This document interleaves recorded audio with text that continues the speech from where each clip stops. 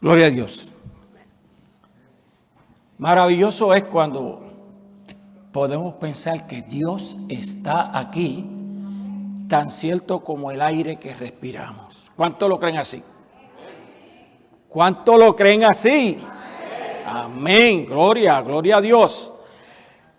Bonitas alabanzas. El Señor se mueve en nuestras vidas cuando alabamos y glorificamos su nombre en todo tiempo. Y sabemos que Él está aquí, tan cierto como el aire que yo estoy respirando. Lo siento. Y sencillamente quisiera hablar hoy sobre la historia de Jesús. La historia, aquel niño que nace en un humilde portal de Belén, en un pesebre. ¿Saben ustedes lo que es el pesebre? Es el lugar donde ponen la comida que vienen a comer los animales del campo. Ahí fue donde José y María pusieron a nuestro Señor y Salvador Jesucristo. Y hermoso es, pero tenemos que reflexionar y meditar en que yo me atrevería a decir que es el único rey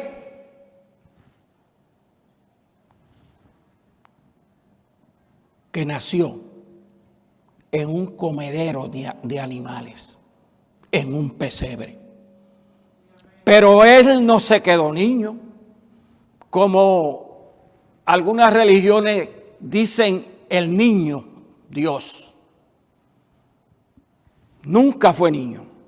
Dios nunca fue niño. Desde la eternidad y hacia la eternidad, su presencia se ha dejado sentir a través de cielo, tierra y todo lo que en él habita. Los mares, la tierra, el lugar santísimo donde podemos decir que estamos congregando y hablando de la historia de Jesús. Sencillamente es maravilloso cuando adoramos al Señor. Y cuando alabamos, Dios se mueve en medio de la alabanza. Les invito a buscar en nuestra Biblia, en el Evangelio de Mateo, San Mateo capítulo 1. Vamos a dar lectura a los versos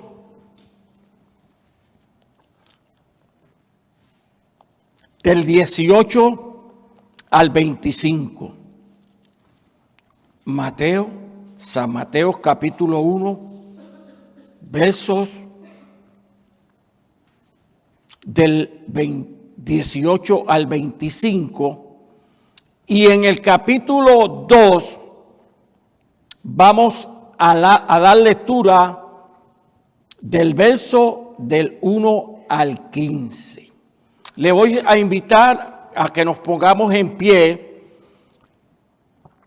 Voy a leer la primera lectura y luego la segunda, que es el capítulo 2, la vamos a leer alternadamente. Mateo capítulo 1, del 18 al 25. Concepción y nacimiento de Jesús. Leemos en el nombre del Padre, del Hijo y del Espíritu Santo. El nacimiento de Jesucristo fue así. Estando desposada María, su madre, con José, antes que se juntasen, se halló que habían concebido del Espíritu Santo.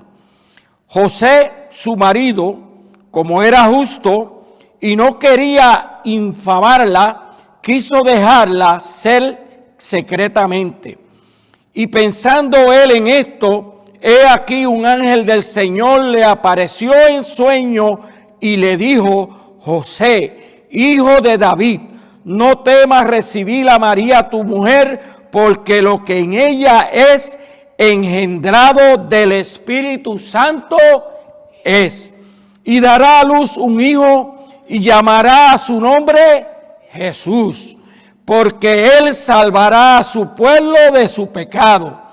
Todo esto aconteció para que se cumpliese lo dicho por el Señor por medio del profeta cuando dijo: he aquí, una virgen concebirá y dará a luz un hijo, y llamará su nombre Emmanuel, que traducido es Dios con nosotros. Y despertando José del sueño, hizo como el ángel del Señor le había mandado y recibió a su mujer. Pero no la conoció hasta que dio a luz a su hijo primogénito y le puso por nombre Jesús. Leemos en el capítulo 2, versos del 1 al 15, alternadamente. Yo leo el primero y ustedes siguen hasta que lleguemos al último versículo. Cuando Jesús nació en Belén de Judea, un día del rey Herodes, vinieron del oriente a Jerusalén unos magos.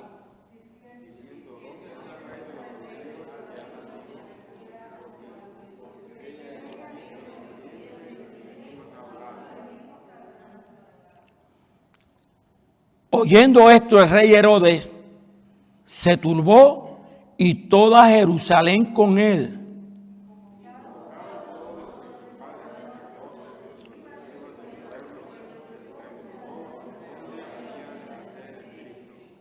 Ellos le dijeron: en Belén de Judea, porque así está escrito por el profeta. Y tú, Belén de Judea,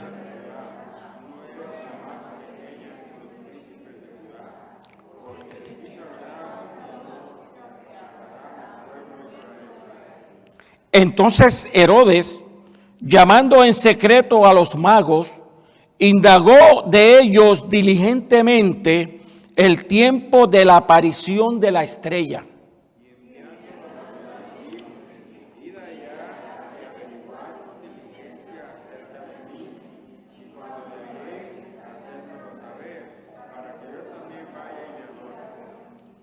Ellos habiendo oído al rey, se fueron, y he aquí la estrella que había visto en el oriente iba delante de ellos, hasta que llegando se detuvo sobre donde estaba el niño.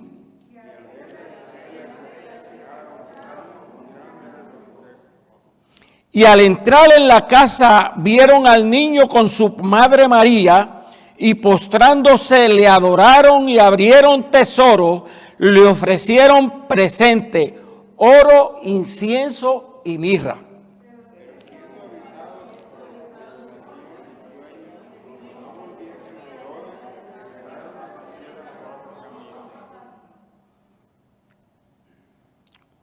Del 13 en adelante vamos a ver la huida a Egipto. Después que partieron ellos, he aquí un ángel del Señor apareció en sueño a José y dijo: levántate y toma al niño y a su madre y huye a Egipto, permanece allá hasta que yo te diga, porque acontecerá que Herodes busca al niño para matarlo.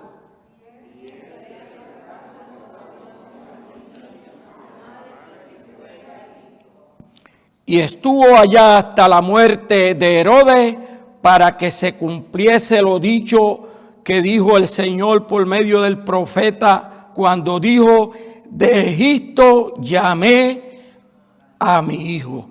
Que Dios añada bendición a su palabra leída. Vamos a orar.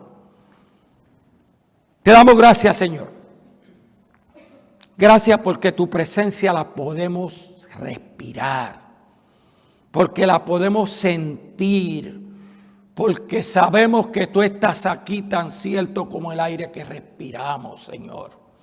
Pero en esta hora, Señor, yo deseo que me quites a mí, te pongas tú, hables a nuestra vida de acuerdo a esos tesoros hermosos del nacimiento, de la vida, de la muerte y de la resurrección de nuestro único y Señor, nuestro Salvador Jesucristo. Habla, Señor, que tu pueblo escucha. En el nombre de Cristo Jesús oramos. Amén y amén. Pueden sentarse, amados. Perdónenme un momentito. Muchas gracias.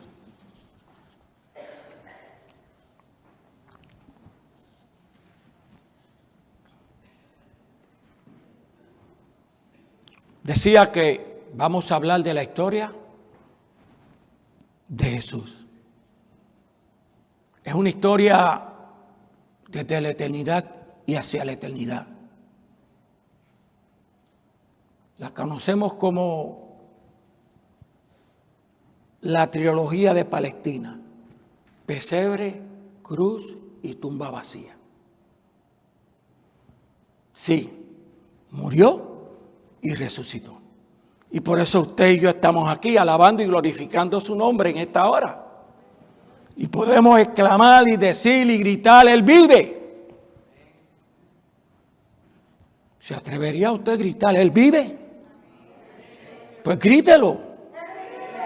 Amén, amén. Qué bueno cuando podemos hacer y entender que Jesús está aquí. Y quisiera hacerle una pregunta: ¿qué piensan ustedes de Jesucristo?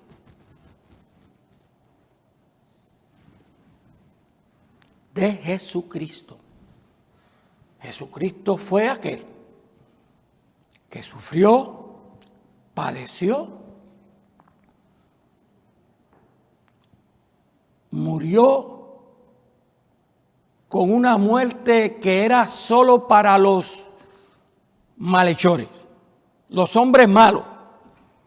El mío nunca fue malo y nunca es malo. Y por eso puedo exclamar: Jesucristo es el Señor.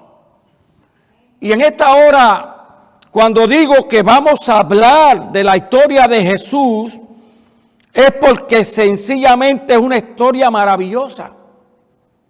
El primer rey que nace, y ya lo mencioné, en una cuna de paja, en un pesebre. Y es interesante cuando podemos detenernos a pensar en eso. Un rey naciendo en un pesebre. Y no es cualquier rey. No es el rey de Europa, el rey de España, el rey de esos países que su laicado se mueve en base a reinado. Damos gracias a Dios porque aquí no es un rey. Aquí es un presidente, y presidente hay muchos por ahí. Pero el nuestro se mueve y se pasea en medio de su pueblo.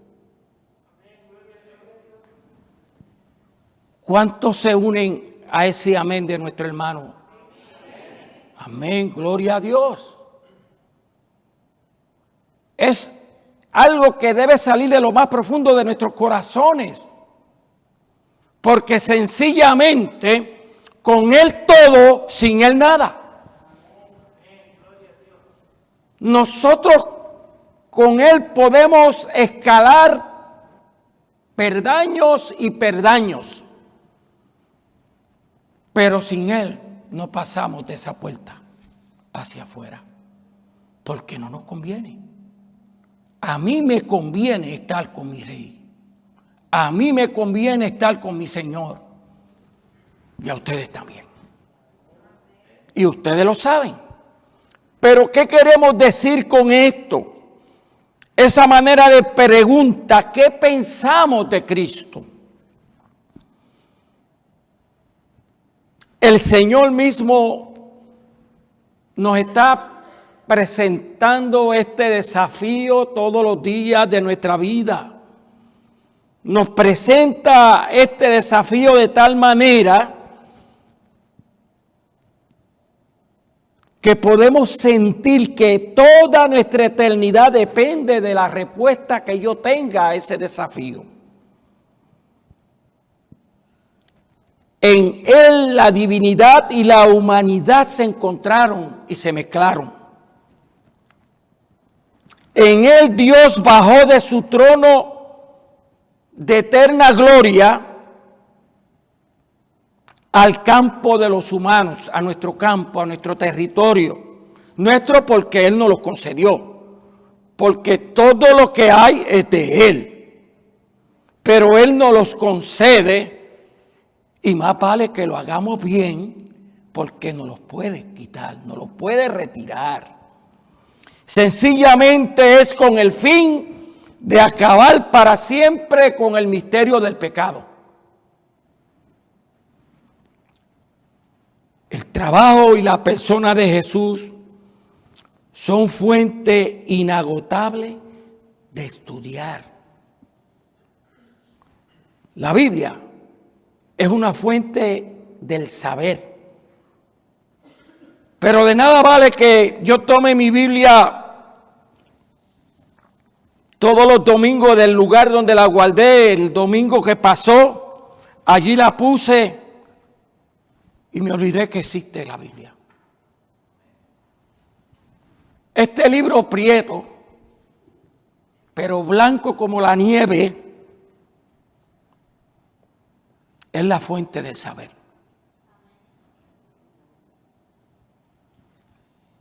Pero no cerrada. No guardada en un armario, en un ropero, un escritorio. Sencillamente, tampoco es llegar y ponerla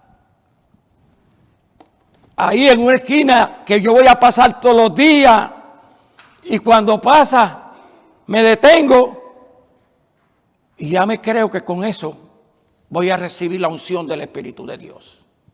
No, amados, no, amadas. La unción del Espíritu de Dios se mueve dentro de mí las 24 horas del día si yo le permito a Él que se acerque a mí.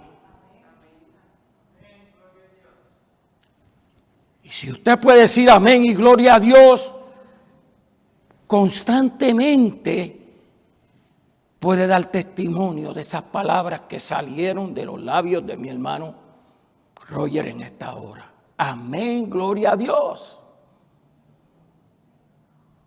Porque cuando yo puedo decir amén, ¿usted sabe lo que yo estoy diciendo? Así sea.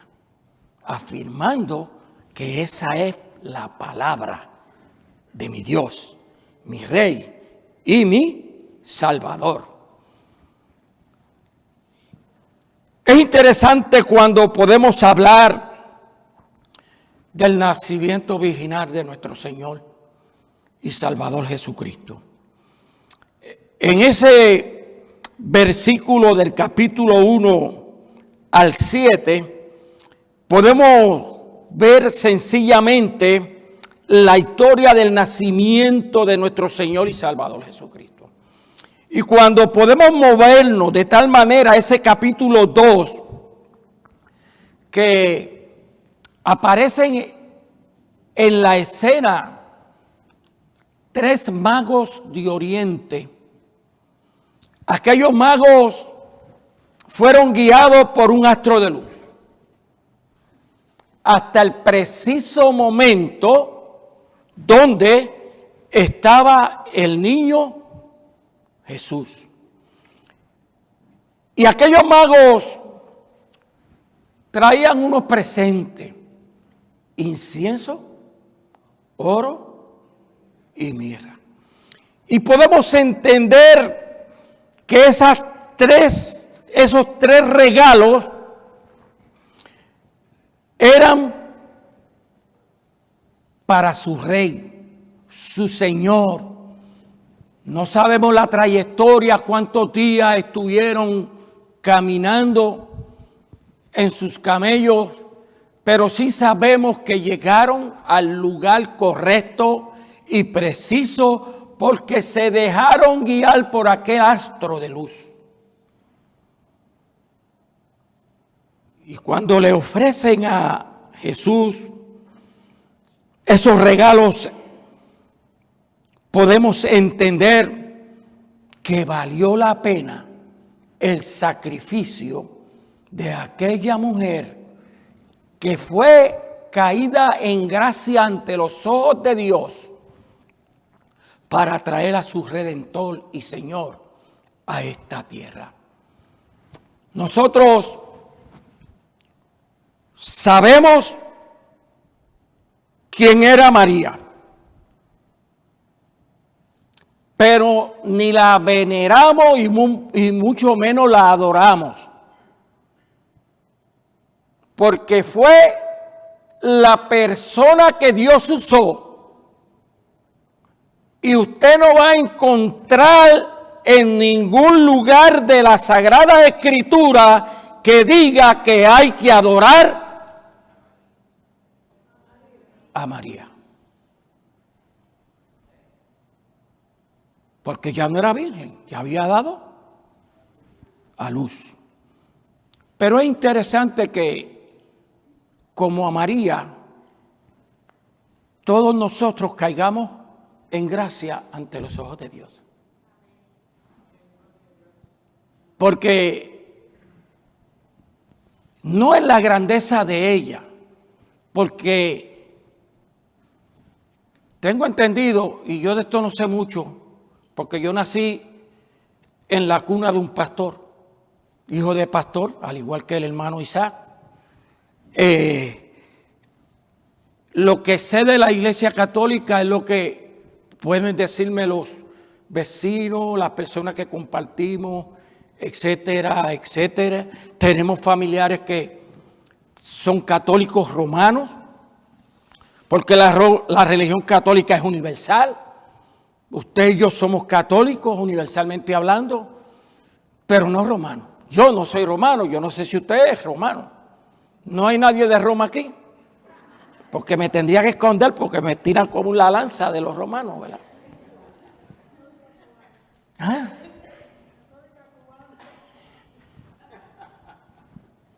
Católica cubana.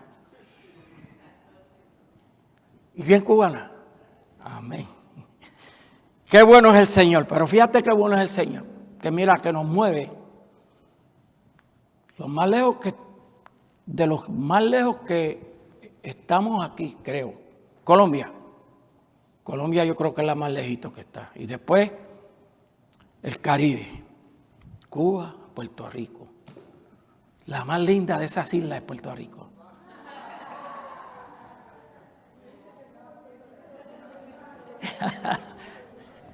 Dice por aquí que Cuba y Puerto Rico son un paro de dos alas. Y es verdad, es verdad. Lo importante es, amados míos, que todos somos hermanos, hijos de un mismo Dios. Y que los reconozcamos hasta la saciedad. Y nos movemos en el Espíritu de Dios, cantando hasta que baje el poder, alabando y glorificando su santo y bendito nombre.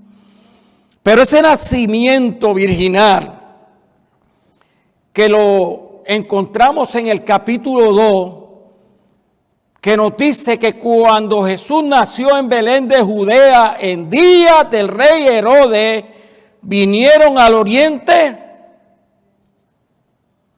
a Jerusalén, unos magos, y decían, o dijeron, ¿dónde está el rey de los judíos que ha nacido? Porque su estrella hemos visto en el oriente y venimos a adorarle. Oyendo esto, el rey Herodes se detuvo, se turbó, y toda Jerusalén con él. Y convocados todos los principales sacerdotes y los escribas del pueblo, le preguntaron dónde había nacer el Cristo.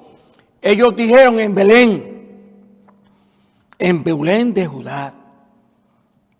Y es bien interesante que podamos entender que ahí habría de salir un guiador que iba a apacentar el pueblo de Dios.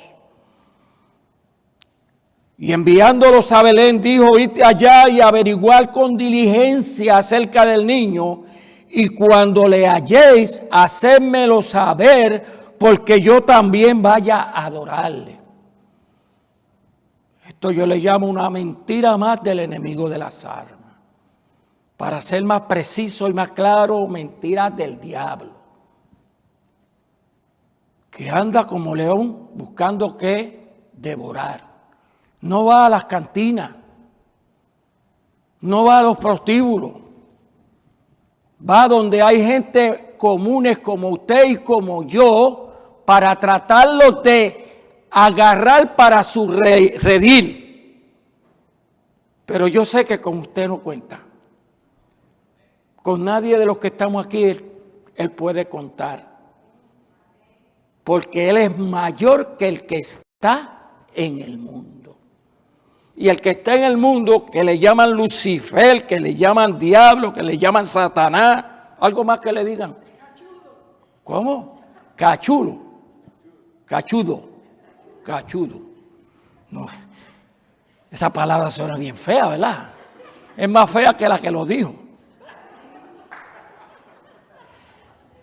Pero lo importante es, amados míos, que podamos entender que tenemos que estar alegres, contentos, porque Dios está en medio de nosotros como poderoso gigante y no va a permitir que el cachudo nos haga daño a su pueblo. ¿Cuántos dicen amén? Así sea. Y podemos decir que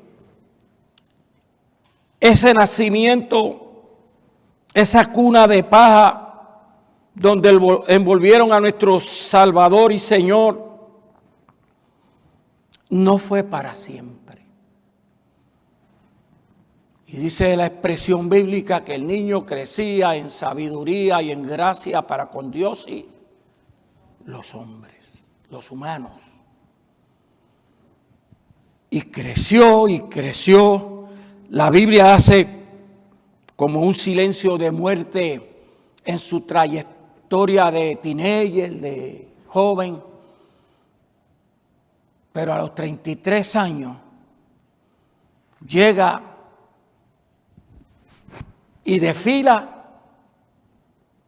rumbo a la cruenta cruz del Calvario.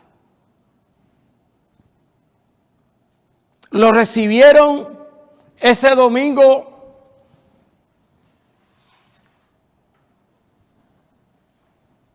con palmas, con pencas, le dicen ustedes también.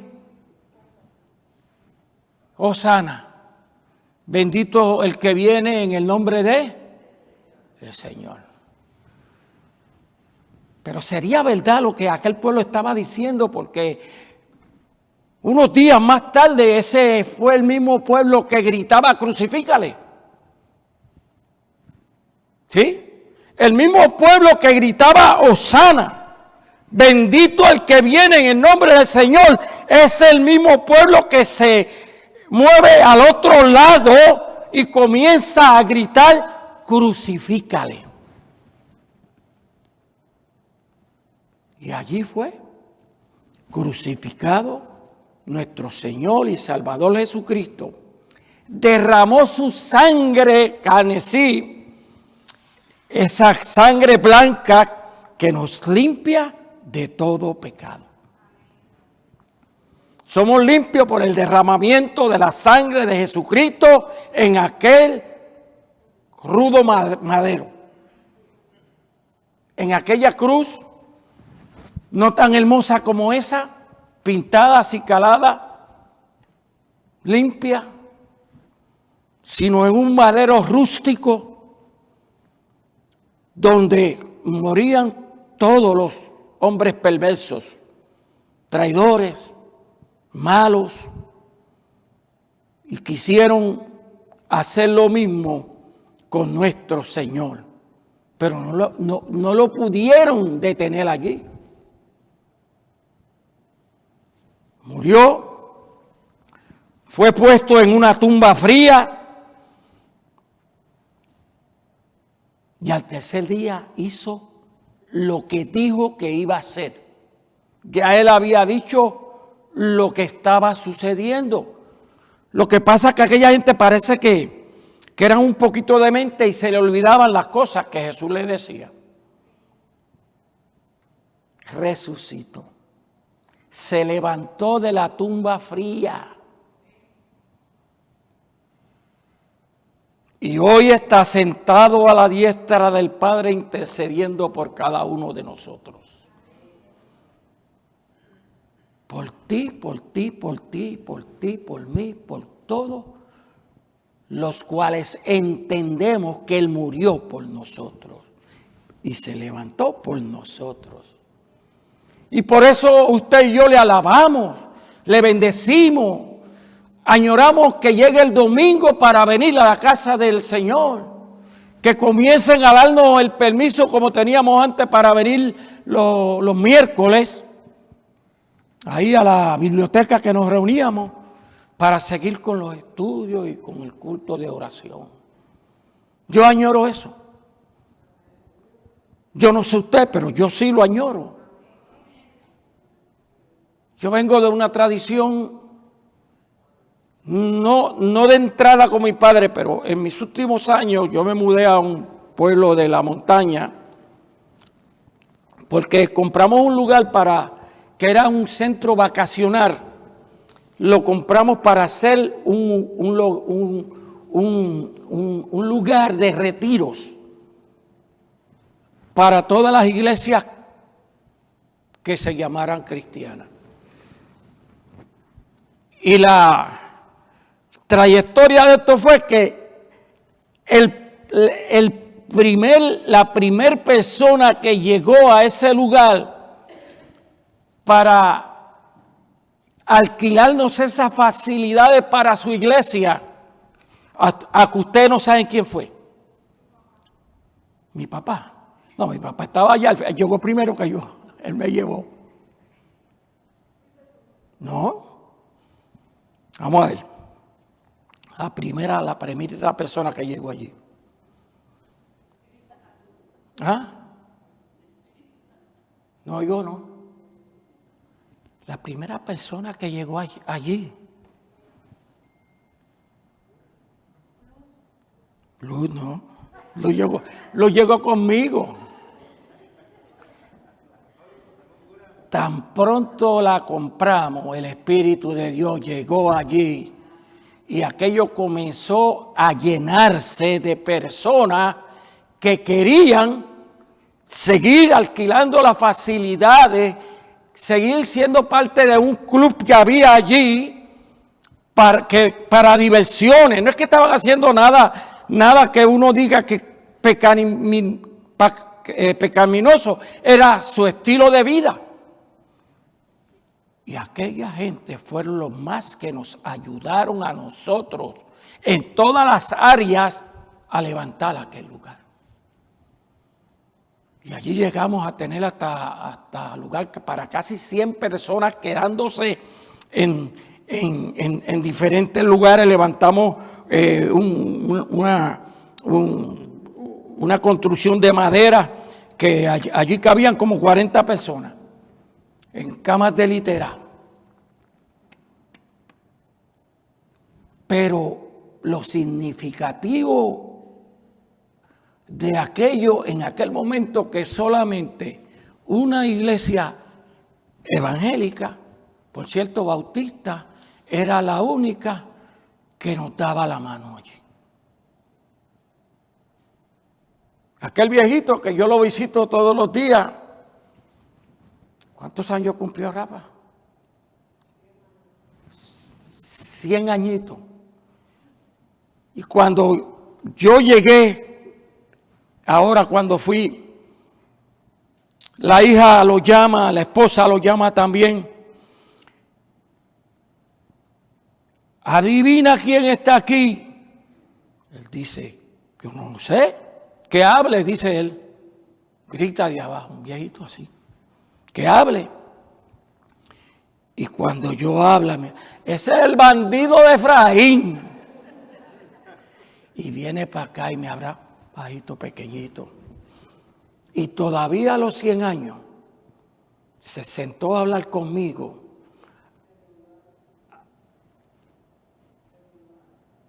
A hablar de todas las cosas que hacíamos juntos, llevando a los niños. Y decía, es que Dios te tiene que bendecir. Y yo le dije, pero ¿por qué, pastor? Y yo le dije, porque es que tú pudiendo alquilar eso y ganándole mucho dinero, tú dejabas entrar a todos los niños del campo allí para que se bañaran en la piscina, una piscina medio olímpica grande. Era una facilidad grande. Y yo sé que Dios nos bendijo.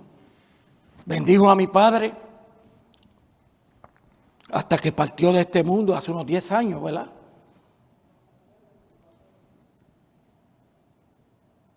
Un 24 de diciembre, partió mi papá con el Señor. Qué día tan hermoso para recordar.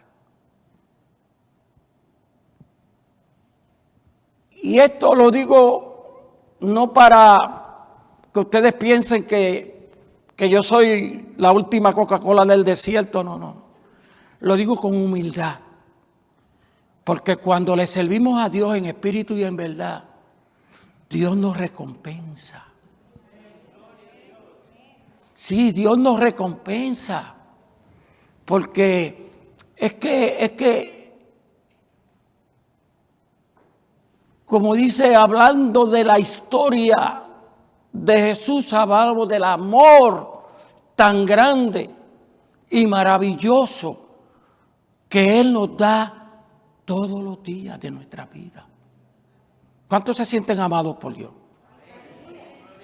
¿Y quién no, verdad?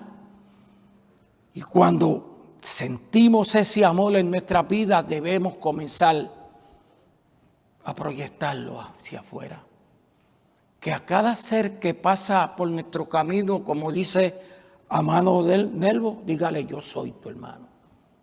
Te amo en el amor del Señor. Porque Dios quiere que usted y yo, que cada uno de los que estamos en este recinto santo, trasluzcamos la imagen del Cordero de Dios que quita el pecado del mundo en nuestro rostro. Que cuando usted camina, entra y sale por un sitio, la gente cree una envidia santa. Y esto ya yo le he dicho en otras ocasiones. Una envidia santa. ¿Qué es lo que quiero decir? Crear una envidia santa. Que la gente desee de lo que yo tengo. ¿Qué yo tengo? Que estoy trasluciendo la imagen del Cordero de Dios que quita el mensaje del mundo. Cuando digo yo tengo, le estoy diciendo que usted tiene a su vez también. Estamos trasluciendo, tenemos que hacerlo. Porque cuando lo hacemos, el beneficio es personal para cada uno de nosotros y los nuestros donde quiera que estén. Nuestros hijos, nuestros familiares, nuestros vecinos. Qué bonito cuando un vecino habla bien de uno. Pero qué malo cuando un vecino ni nos mira. Y dice, eso es aleluya. Pero no dicen aleluya como lo dije yo ahora, ¿verdad? Lo dice en una forma déspota. En una forma que no es saludable ni para ellos mismos cuando la pueden decir. Pero qué hermoso cuando dicen, esa persona está traduciendo la imagen de Dios en su rostro. Y así debemos vivir. comenzando con los de adentro hacia afuera. Porque yo sé que hay hogares, a través de mis peregrinajes de vida pastoral, yo he tenido familias que el señor de la casa, pues no le sirve al Señor. Pero también hemos tenido la experiencia que ese señor de la casa, con el testimonio de la familia y el nuestro, cuando íbamos a visitarlo, un día llegaron y conocieron al Señor. Y de eso se trata, de crear esa envidia santa, de que la gente desee de lo que uno lleva, de lo que uno tiene, del resplandor de uno, que sea un resplandor de gozo, de alegría, de presencia de Dios en nuestras vidas. Pero también podemos decir que hubo un milagro maravilloso cuando el Señor bajó a las aguas de la muerte, o sea, a el bautismo por medio de inmersión. O sea, nosotros los cristianos evangélicos no usamos el chorrito. Nosotros creemos en el bautismo, donde el ministro toma a la persona creyente y le hace creer en el Señor Jesucristo como tu único y eterno Salvador. Cuando esa persona dice, sí creo, lo bajamos. Símbolo de... No, todavía no. Dice el hermano Pelardo, símbolo de sepultarlo, de sepultura. Y cuando lo levantamos,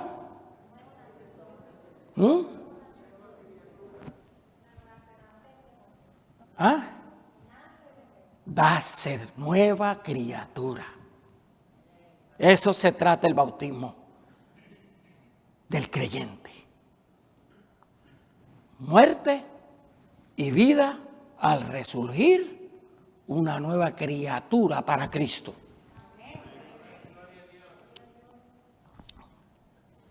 Y entonces, ese milagro es un milagro porque quien se puso de primer lugar para que lo bautizaron fue Jesús, el propio Jesús, el Señor mismo, que el mismo Juan le dice, tú vienes a mí. No, yo soy tú eres el que me tiene que bautizar a mí. Y el Señor le dice, nos conviene que hagamos la voluntad de nuestro Padre. Y nuestro Padre quiere que tú me bautices.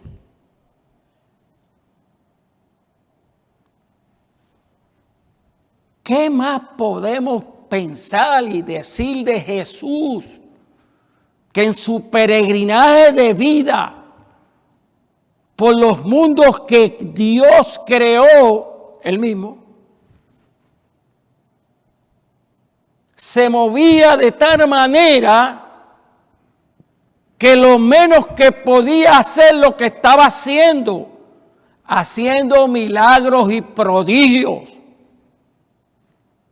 La gente venían por multitudes, lo aclamaban y le seguían. ¿Se acuerdan aquel momento donde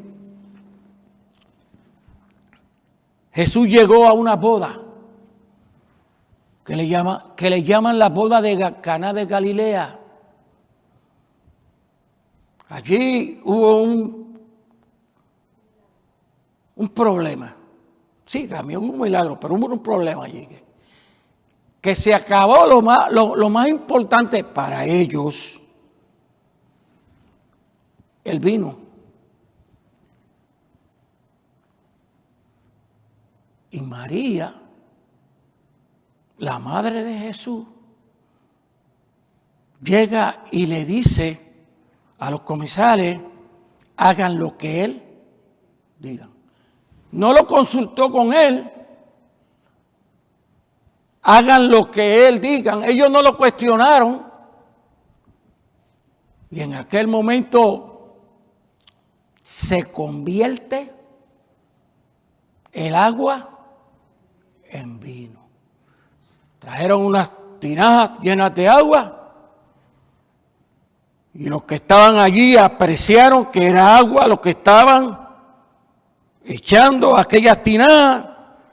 Y cuando los mozos, los sirvientes, cualquiera que fueran, estaban sirviendo lo que estaban en esos envases, vieron que era vino. Y le decían, ¿cómo es posible?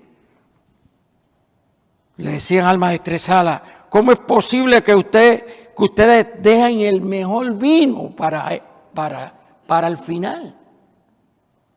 Es que eso lo hace Dios. Y así debe ser lo que se pueda decir de nuestra vida.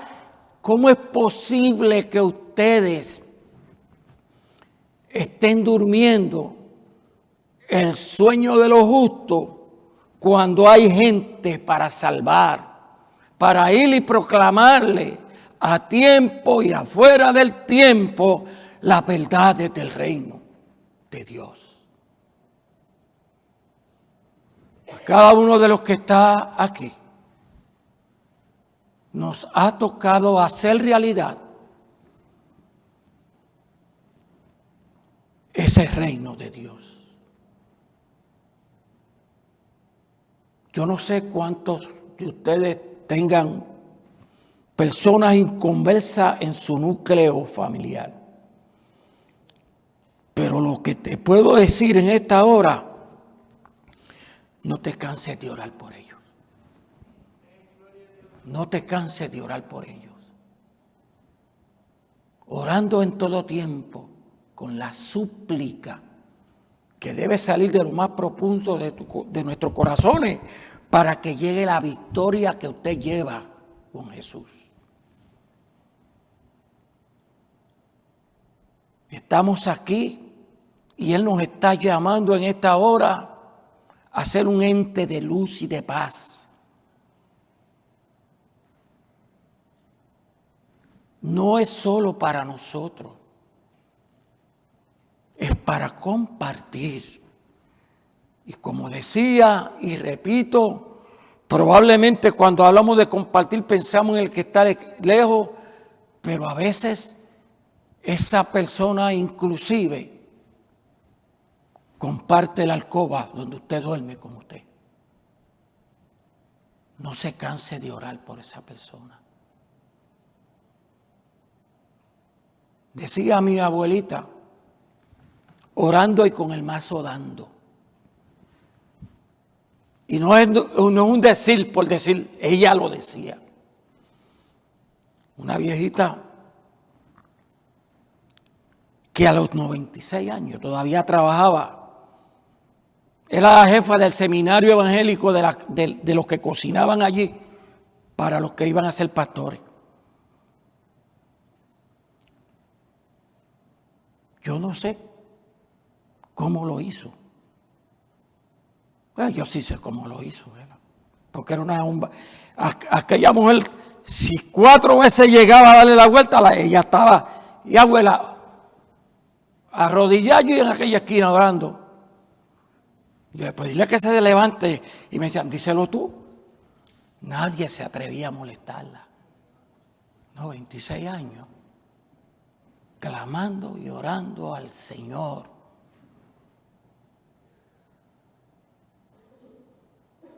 ¿Le gustaría a usted llegar a los 96 años clamando y orando al Señor? Pues tiene que empezar hoy. ¿Sí? No podemos perder el tiempo. Y cuando le digo que aquella mujer de Dios, llegaban los estudiantes y allí no eran solamente eran todos todos los estudiantes de la iglesia histórica, bautista, metodista, discípulos de Cristo, episcopales evangélicos, hay varias tendencias episcopales evangélicos, luteranos,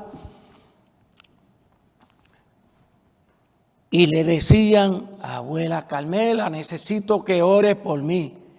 Y ella le decía: ¿y tú estás orando por ti? No, pero yo quiero que usted... pues hasta que tú no empieces a orar por ti, yo no voy a orar por ti. Tú tienes que empezar tú mismo a orar por ti mismo. No pretendas que te den la bandeja. Así le hablaba. No pretendes que te den la bandeja con la comida. No. Ponte a hacer lo que tú tienes que hacer.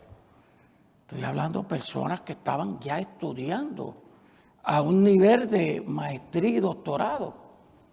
Y ella le hablaba así. Y mi hermana de crianza, una prima que se crió con nosotros, que estuvo con ella hasta el fin y sigue en nuestro círculo familiar, le decía: mamita, no le hable así a esta gente. Esos tercos no saben nada. Ellos dicen que saben, no saben nada. Hasta que no hinquen rodillas como yo no los tomo en cuenta. Así en la cara de ellos. Y mire, amados míos, estas anécdotas suenan como chistosas, pero no son chistosas, son verdades del Evangelio que hay que conocer. Tenemos que doblar rodillas. Tenemos que vivir alabando y glorificando el nombre de Dios. Dios se mueve en medio de la alabanza. Y mientras más tú le alabas, te puedo decir que te vas a gozar en el Señor. Porque el gozo del Señor es nuestra fortaleza. Y hay un corito que dice: y si le alabas, te goza. Es interesante cuando podemos decir que cuando Jesucristo se levanta, sigue su camino haciendo milagros y prodigios y triunfando sobre el pecado. Y hay otra historia que es la historia de el niño que llevaba unos panes y unos peces. 5 panes y 3 peces, algo así era, ¿verdad? Eso se lo presentaron a los discípulos y los discípulos no creyeron lo que estaban viendo. Tráigamelo acá. Se multiplicaron. Y se dice que sobraron casi la misma mitad de lo que habían repartido. Porque así se mueve el poder de Dios. Cuando nos ponemos en sus manos, nos dejamos usar por Él y dejamos que el toque divino de la mano de Jesús llegue a nuestra vida a través del Espíritu Santo, se mueve la gloria de Dios. Se mueve la gloria de Dios. Si le va a dar un aplauso a Dios, déselo con entusiasmo.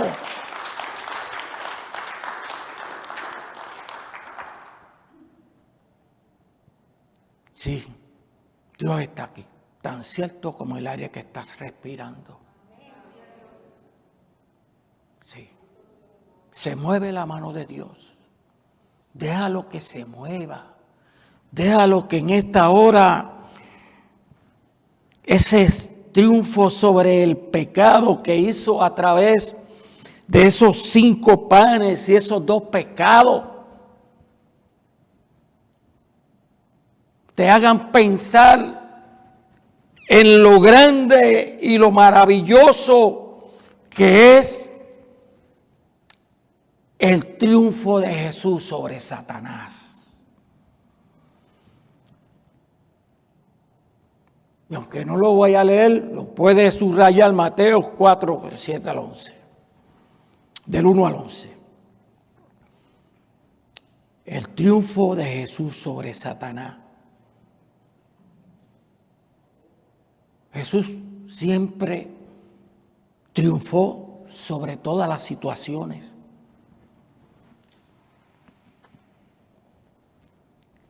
Y había un grupo que se creían que eran los más santos, los mejores de la comarca, que se llamaban los fariseos. Y mire, amado mío, mire lo que dice Mateo capítulo 3.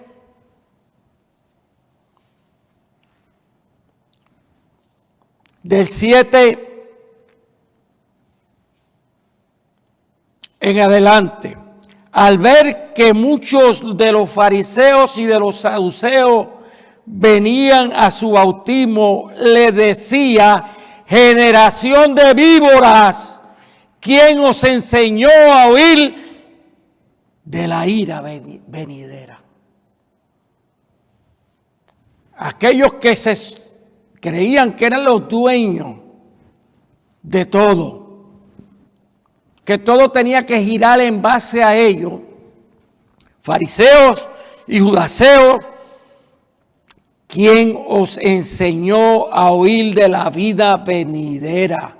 Haced pues frutos dignos de arrepentimiento. Nos llama a que tenemos que hacer fruto y arrepentirnos del estilo de vida que estamos viviendo. Probablemente tú creas que estás viviendo un estilo de vida correcto. Habla con Papá Dios. Dile al Señor que te muestre si es así o no es así. Porque a veces nos creemos que estamos bien con Dios. Y nuestro estilo de vida dice lo contrario. Qué lindo cuando podemos entender que somos del Señor. Y como soy del Señor, Él no va a permitir que nadie ni nada me haga daño. Pero tú lo tienes que creer. Creerlo de tal manera que realmente cuando Él se quiera acercar, de mirarte nada más sale corriendo. Porque la presencia del Señor lo echa fuera de ti y te da la victoria, porque andas con el Rey. Y si Dios es con nosotros, ¿quién contra nosotros? Ya estamos concluyendo y quiero decirte en esta hora que sí a Él lo pusieron en aquella tumba. Y repito lo que ya hemos dicho. Él resucitó. La tumba sigue vacía. Aunque los gnósticos digan que está allí, Él es espíritu. Y Él está aquí. Y está allá, y está allá, y está allá. Y donde quiera que lo inviten, allí está. Donde quiera que tú lo invites, allí va contigo. Porque tú andas detrás de las huellas del Maestro. El Maestro por excelencia, Cristo Jesús. Su regreso va a ser visible, hermanos. Lo vas a ver. Todo ojo lo verá. Y si usted cree en esa palabra, cuando Él venga por su pueblo, el rapto, usted va a decir cuando nombren su nombre, ¿qué va a decir? Presente. Qué lindo cuando digan, ¿cómo? ¿Cómo? Gisela Benjamín. Amén. Julio. Luz Figueroa presente. Todos los que estamos aquí podemos decir nuestro nombre ahora mismo. Presente para la honra y gloria de Dios.